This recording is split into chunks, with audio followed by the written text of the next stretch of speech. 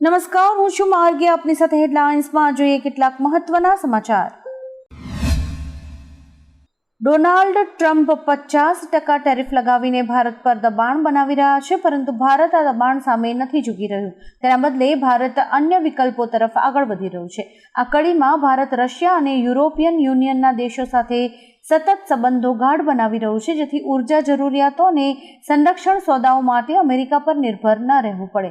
આ સાથે ભારત ચીન સાથેના સંબંધો પણ સુધારી રહ્યું છે. જૂનાગઢના રાજકારણમાં મોટી ઉથલપાથલના એંધાણ વર્તાઈ રહ્યા છે. ભાજપના દિગ્ગજ નેતા અને પૂર્વ મંત્રી જવાહર ચાવડાએ આમ આદમી પાર્ટીના નેતાઓની સભામાં હાજરી આપી છે. છેલ્લા કેટલાક સમયથી ભાજપમાં હાંસિયામાં ધકેલાઈ ગયા હોવાનું માનતા ચાવડાની આ હાજરીએ તેમના આપમાં જોડાવાની અટકળોને વેગ આપ્યો છે. આ ઘટનાએ જૂનાગઢના રાજકારણમાં મોટો ભૂકંપ સર્જવાની શક્યતાઓ દર્શાવી છે. દક્ષિણ અમેરિકાના ડ્રેક પેસેજ વિસ્તારમાં 8.0ની તીવ્રતાનો જોરદાર ભૂકંપ અનુભવાયો છે.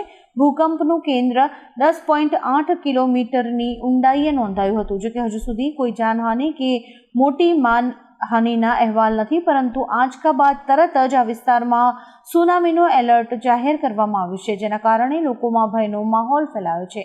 ભૂકંપ અને સુનામીની શક્યતાને જોતા તંત્ર એલર્ટ મોડ પર છે. શાંતિ વાટાઘાટો વચ્ચે રશિયાએ ગુરુવારે યુક્રેન પર મોટો હવાઈ હુમલો કર્યો હતો. આ હુમલામાં રશિયાએ એક અમેરિકન કંપનીની ફેક્ટરી પર 2 ક્રૂઝ મિસાઇલ્સ છોડી હતી, જેના કારણે ભારે નુકસાન થયું હતું. આ હુમલો 570થી વધુ ડ્રોન અને 40 મિસાઇલ્સના મોટા રાત્રિ હુમલાનો એક ભાગ હતો. આ ફેક્ટરી રોજબરોજની ઘરેલું વસ્તુઓ બનાવતી હતી. યુક્રેનના રાષ્ટ્રપતિ વ્લાદિમીર ઝેલેન્સ્કીએ અને અમેરિકન રોકાણ પરનો હુમલો ગણાવી તેની નિંદા કરી છે. ઇઝરાયલ અને ગાઝા વચ્ચે યુદ્ધ સમાપ્ત કરવા માટે ચર્ચાઓ શરૂ થવાની સંભાવના છે.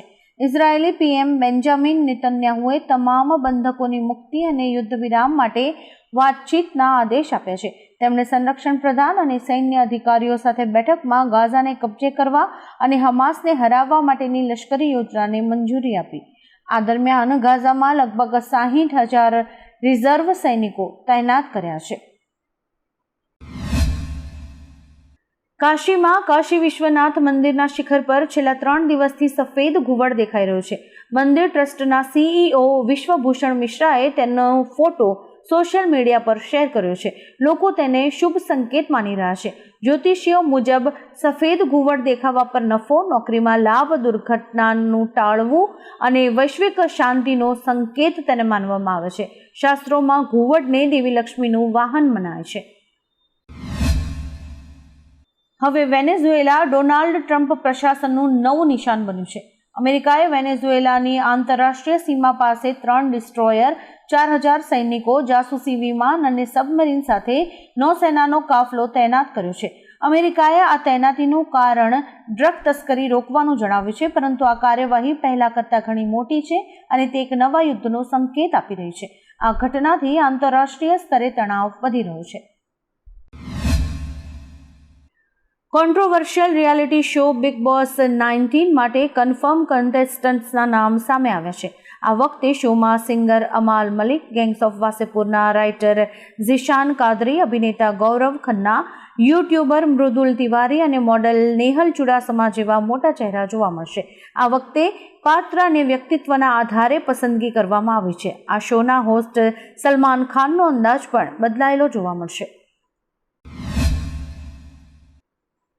છેલ્લા 4 દિવસથી ભારે વરસાદને કારણે મુંબઈ, પુણે, મરાઠવાડા અને વિદર્ભમાં ભારે નુકસાન થયું છે. અત્યાર સુધી રાજ્યમાં 24 લોકોના મોત થયા છે અને અનેક પ્રાણીઓ પણ મોતને ભેટ્યા છે.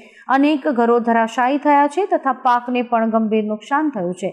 ડેમ્સમાં પાણીનું સ્તર ઝડપથી વધી રહ્યું હોવાથી મોટા પાયે પાણી છોડવામાં આવી રહ્યું છે. નદીઓ ઉફાન પર છે અને હજારો લોકોને સુરક્ષિત સ્થળે ખસેડાયા છે.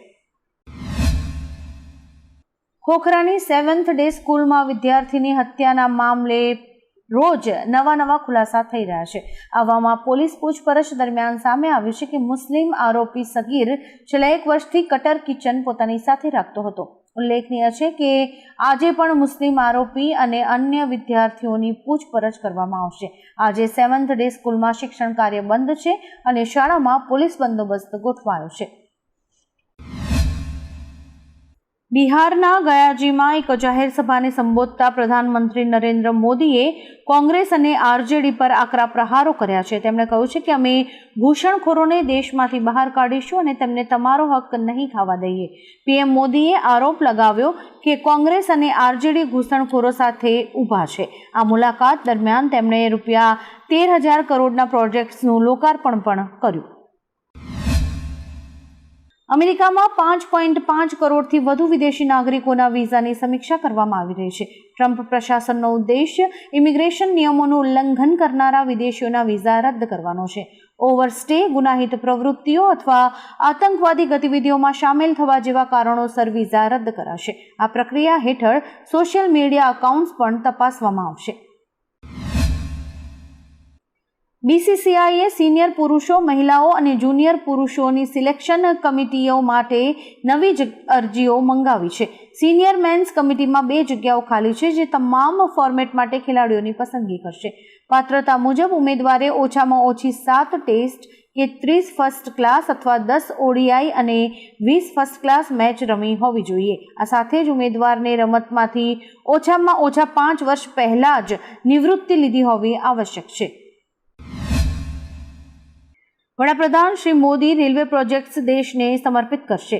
537 કરોડ રૂપિયાના ખર્ચે તૈયાર થયેલા મહેસાણા પાલનપુર રેલવે લાઇનનું ડબલિંગ, 347 કરોડ રૂપિયાના ખર્ચે કલોલ કડી કટોસણ રોડ રેલવે લાઇનનું ગેજ કન્વર્ઝન અને 520 કરોડ રૂપિયાના ખર્ચે બેચરાજી રણુજ રેલવે લાઇનના ગેજ કન્વર્ઝનનો સમાવેશ થાય છે. આ રેલવે પ્રોજેક્ટ્સ મહેસાણા, બનાસકાંઠા અને પાટણ જિલ્લાઓને બ્રોડગેજ લાઇન દ્વારા સરળ, સલામત અને સીમલેસ કનેક્ટિવિટી પ્રદાન કરશે. સુરેન્દ્રનગરના રતનપર વિસ્તારના સુધારા પ્લોટમાં અંગત અદાવતમાં ફાયરિંગ થવાની એક ઘટના બની હતી. આરોપીઓ આ વિસ્તારના યુવકને કારમાં સાથે બેસાડીને ફાયરિંગ અને મારામારીની ઘટનાને અંજામ આપ્યો હતો. આ ઘટનામાં ઇમ્તિયાઝ માલાણી નામના યુવકને ગોળી વાગતા ગંભીર હાલતમાં ખાનગી હોસ્પિટલમાં સારવાર માટે ખસેડાયો હતો. આ મામલે જોરાવરનગર પોલીસે ફાયરિંગ કરનારા 5 શખ્સોની અટકાયત કરી છે. ઉત્તરાખંડના યમુના ઘાટીમાં સ્યાનાચટ્ટી નજીક મલબાથી બનેલી કૃત્રિમ ઝીલ ખોલવા NDRF, SDRF, આરોગ્ય, રાજસ્વ, પોલીસ, ખાદ્ય પુરવઠો અને PWD સહિતની ટીમ્સ તૈનાત છે. જિલ્લા અધિકારી પ્રશાંત આર્યે સ્થળ પર નિરીક્ષણ કર્યું અને જણાવ્યું કે સ્થાનિક લોકોએ ગભરાવાની જરૂર નથી. લોકોની સુરક્ષા માટે તમામ જરૂરી પગલાં લેવાઈ રહ્યા છે. પરિસ્થિતિ અનુકૂળ થતાં જ ઝીલ ખોલવાની પ્રક્રિયા શરૂ કરાશે. શ્રીલંકાના ભૂતપૂર્વ રાષ્ટ્રપતિ રાનિલ વિક્રમસિંઘેની આજે ધરપકડ કરવામાં આવી છે. સામે આવેલી માહિતી અનુસાર સપ્ટેમ્બર 2023માં લંડન પ્રવાસ દરમિયાન સરકારી ભંડોળના કથિત દુરુપયોગના આરોપમાં તેમની ધરપકડ કરાઈ છે. ઉલ્લેખનીય છે કે આ પ્રવાસ તેમની પત્નીના યુનિવર્સિટી સમારોહમાં હાજરી આપવા માટે થયો હતો. ધરપકડ બાદ શ્રીલંકાના રાજકારણમાં મોટી હલચલ મચી ગઈ છે. હવામાન વિભાગ મુજબ મહીસાગર, બનાસકાંઠા, મહેસાણા, પાટણ, ગાંધીનગર, ભરૂચ, ખેડા, પંચમહાલ, દાહોદ, સુરત, ડાંગ, નવસારી, વલસાડ, તાપી, દમણ, દાદરા નગર હવેલી અને અમદાવાદમાં વરસાદ પડી શકે છે. Cyclonic circulation, upper air circulation, shear zone, offshore truck અને મોન્સૂન ટ્રફ સક્રિય હોવાથી ભારે વરસાદની શક્યતા છે. ઉત્તર ગુજરાત, સૌરાષ્ટ્ર, કચ્છ અને સાબરકાંઠા તેમજ અરવલ્લીમાં અતિભારે વરસાદની ચેતવણી અપાઈ છે. રાજ્યમાં ભારે વરસાદ પડી રહ્યો છે અને આગામી દિવસોમાં અતિભારે વરસાદની આગાહી કરાઈ છે. આ પરિસ્થિતિને ધ્યાનમાં રાખી પ્રશાસન સતર્ક બન્યું છે. રાજ્યમાં તાત્કાલિક રાહત અને બચાવ કાર્ય માટે NDRFની 12 ટીમ્સ તૈનાત કરાઈ છે. સુરત, વલસાડ, ગાંધીનગર, પોરબંદર, દ્વારકા, અમરેલી, ભાવનગર, પાટણ, કચ્છ અને રાજકોટમાં એક ટીમ તેમજ જૂનાગઢમાં 2 ટીમ્સ મોકલાઈ છે. વડોદરા અને ગાંધીનગરમાં ટીમ્સ સ્ટેન્ડ બાય પર છે. પાકિસ્તાનના કરાચીમાં તાજ મેડિકલ કોમ્પ્લેક્સ નજીકના વેરહાઉસમાં થયેલા વિસ્ફોટમાં 2 લોકોના મોત થયા છે અને 30થી વધુ લોકો ઘાયલ થયા છે. ભોયરામાં ગેરકાયદેસર રીતે ફટાકડા બનાવવાના કાચા માલને સંગ્રહને કારણે આ દુર્ઘટના બની હોવાનું પ્રાથમિક તપાસમાં જાણવા મળ્યું છે. ઘાયલોમાં અનેકની હાલત ગંભીર છે અને તેમને હોસ્પિટલમાં સારવાર અપાઈ રહી છે. પોલીસ અને બોમ્બ સ્ક્વોડે વિસ્તાર સીલ કરીને તપાસ શરૂ કરી છે. નવી દિલ્હી રેલવે સ્ટેશને અનરિઝર્વ કોચમાં મુસાફરોની ભીડ ઘટાડવા માટે ટ્રાયલનો બીજો તબક્કો શરૂ કર્યો છે. આ ટ્રાયલ હેઠળ હવે માત્ર ટિકિટ ધારકોને જ પ્લેટફોર્મ પર પ્રવેશ મળશે. દરેક અનરિઝર્વ કોચ માટે માત્ર 150 ટિકિટ્સ જ જારી કરવામાં આવશે. આ નવી પ્રણાલીનો હેતુ ભીડને કાબૂમાં કરવાનો છે, ખાસ કરીને આગામી તહેવારો દરમિયાન. જો આ ટ્રાયલ સફળ થશે તો તેને દેશભરમાં લાગુ કરાશે. ભાવનગર ધોલેરા વચ્ચે 65 કિલોમીટર લાંબી રેલવે લાઇનની કેન્દ્ર સરકારને મંજૂરી મળી ગઈ છે. આ રેલવે લાઇન સારી કનેક્ટિવિટી, લોજિસ્ટિક ક્ષમતા અને આર્થિક વિકાસ માટે મહત્વપૂર્ણ બનશે. ભાવનગરમાં પોર્ટ અને ધોલેરામાં ઇન્ટરનેશનલ કાર્ગો એરપોર્ટનું નિર્માણ થઈ રહ્યું છે. આથી આયાત નિકાસ માટે રેલવે લાઇન હોવી જરૂરી છે. સરકાર દ્વારા એરપોર્ટ, રસ્તા અને રેલવે કનેક્ટિવિટીના પ્રોજેક્ટ પર ઝડપથી કામ આગળ ધપાવવામાં આવી રહ્યું છે. 2 દિવસ પહેલા અમરેલી જિલ્લાની દરિયાઈ સીમા પાસેથી જાફરાબાદ અને રાજપરાની 2 બોટ દરિયામાં ડૂબી ગઈ હતી, જેમાં જાફરાબાદની જયશ્રી નામની બોટ અને ગીર સોમનાથની બોટ હતી. આ બોટમાં 9 ખલાસી સવાર હતા, જેમાંથી 7 ખલાસીઓને બચાવી લેવાયા હતા, જ્યારે કે 11 ખલાસી ડૂબી ગયા હતા. 3 ખલાસીઓના મૃતદેહ આજે મળ્યા છે, જ્યારે કે હજુ પણ 8 ખલાસી લાપતા છે. ગુજરાતમાં કોંગ્રેસ વોટ ચોરીના મામલે આક્રમક મૂડમાં દેખાઈ રહી છે. ગુજરાત કોંગ્રેસ વોટ ચોરીના મામલે કચ્છમાં પોતાનો વિરોધ નોંધાવી રહી છે. કોંગ્રેસ દ્વારા વોટ ચોરી મુદ્દે ભુજના જ્યુબિલી સર્કલ ઉપર ધરણા યોજાયા હતા. વોટ ચોર ગાદી છોડના સૂત્રો સાથે કોંગ્રેસે દેખાવ કર્યો હતો. લોકશાહી બચાવવા માટે કોંગ્રેસ લડત લડી રહ્યું છે. ટ્રમ્પ પ્રશાસને રશિયા પાસેથી ક્રૂડ ઓઇલ ખરીદવા બદલ ફરી એકવાર ભારત પર પ્રહારો કર્યા છે.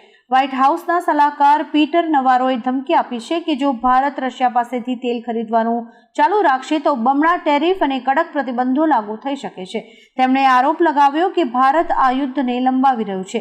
જોકે મીડિયાએ ચીન દ્વારા થતી મોટી ખરીદી પર અમેરિકાની ચૂપકીદી અંગે સવાલ ઉઠાવ્યા છે. આવા જ કેટલાક રસપ્રદ સમાચારો નિહાળવા માટે અમારી YouTube ચેનલને લાઇક, શેર અને સબસ્ક્રાઇબ કરો અને જોતા રહો હેડલાઇન્સ.